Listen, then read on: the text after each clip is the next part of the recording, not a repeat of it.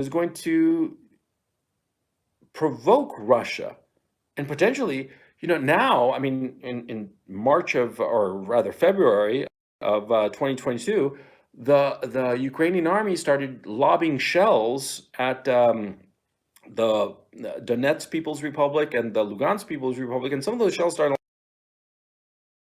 landing in Russia, and the Russians started realizing, these fuckers might start lobbing shells, but with not shells, but with nuclear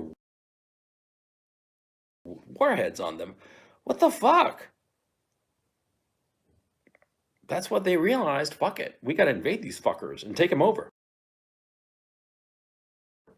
and get rid of this government. Okay?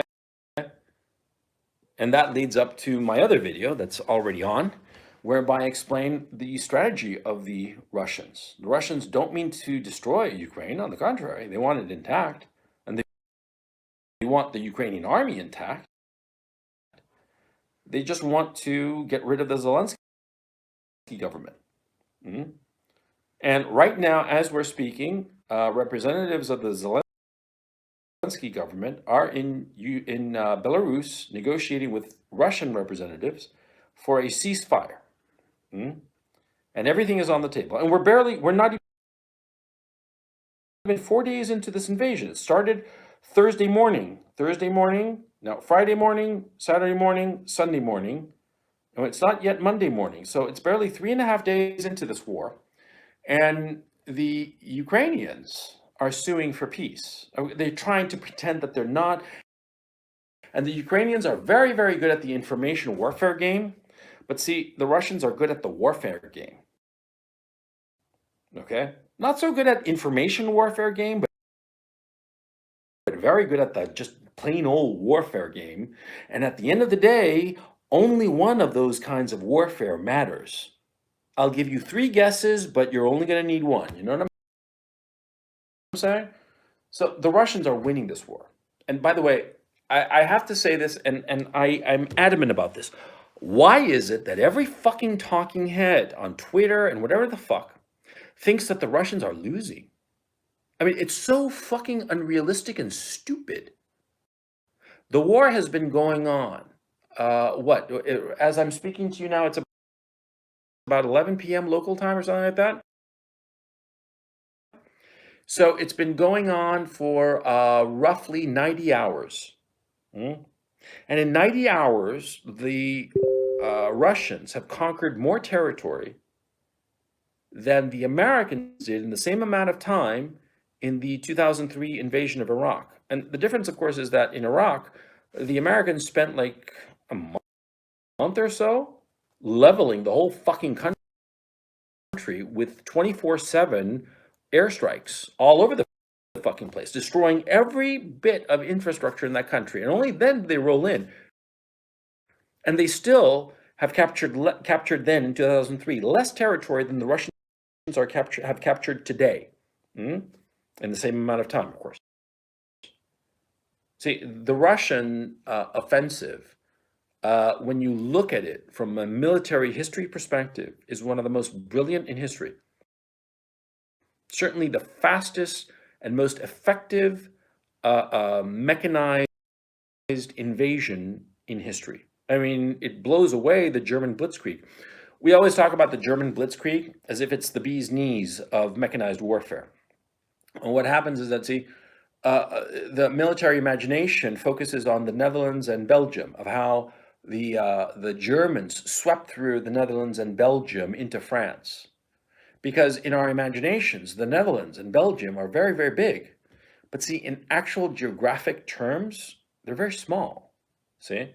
And that's why the German offensive, the Blitzkrieg, across Northern Europe, mentally, psychologically, seems like a huge deal. But when you're actually there on the ground, it's nothing.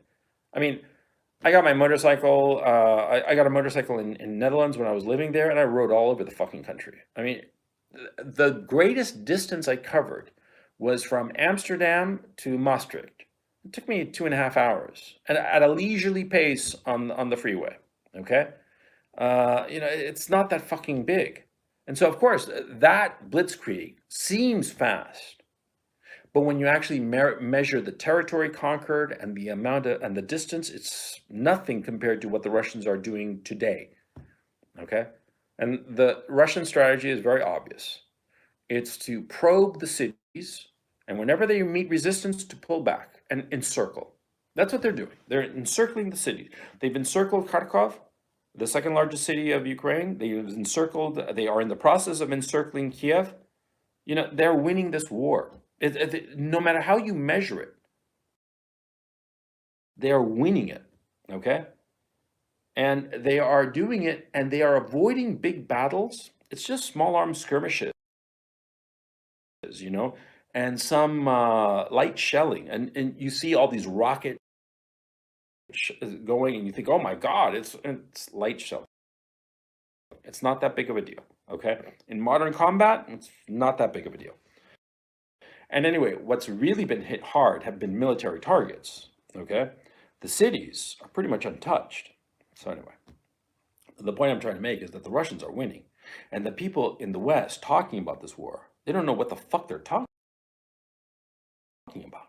They don't seem to understand the mechanics of a military invasion, of tanks sweeping across the country. They think that this is like Formula One racing, that they can sweep across a country as big as Ukraine in an afternoon.